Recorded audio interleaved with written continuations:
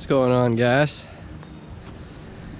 So I scooped this thing up for 500 bucks the other day. It's a 1990 X2. Pretty clean overall on the hull. Just threw some bars on it, some bars and nice billet throttle. Inside here, I decided to clean out the hull, pulled the motor, pulled pretty much everything, and just to clean everything out. Yeah, the motor actually had some water in it, so I'm gonna see if we can get it going. Just got the hood off here. All the electronics look fine. I mean, wiring wise, I had that off earlier and everything looks good in there. I don't think I'm gonna rebuild the midshaft housing. It looks pretty clean.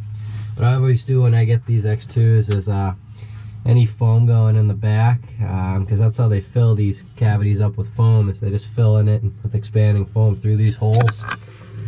One down there, and then there's a third one right down under that footwell. Just fill those up with silicone so they don't get any water in there. A lot of the time, this one actually is waterlogged already, so I'm gonna eventually cut out the footwells and get all that wet waterlogged foam out of there and then refoam it all, but hopefully that silicone prevents any more water from getting in there. But it's a pretty clean ski overall. Factory back bumpers are good. Pump cavity looks fine. This is actually the motor we pulled from that ski. It's just a stock 650 black. Just pull the head off here for you guys. Show you inside. So started to tear it apart. I mean, the pistons definitely got a lot of water on them. They look pretty much brand new. I think all the carbon got washed off. He was probably running it with some water in it for a little bit. The crank, I had water about halfway up it.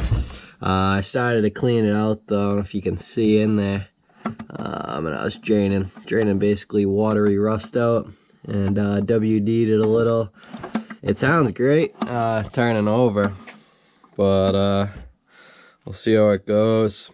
I'm doing a 44 millimeter carb on it. I got a little adapter kit for this intake here, and just gonna bore it out to a 44 so it accepts that carb. And then as of right now, just gonna get a stock exhaust, stock pipe. Just trying to keep it cheap. As far as the pump goes, just had a stock impeller. If you guys can see that, there's a lot of pitting. This ski's been sitting for a few years now.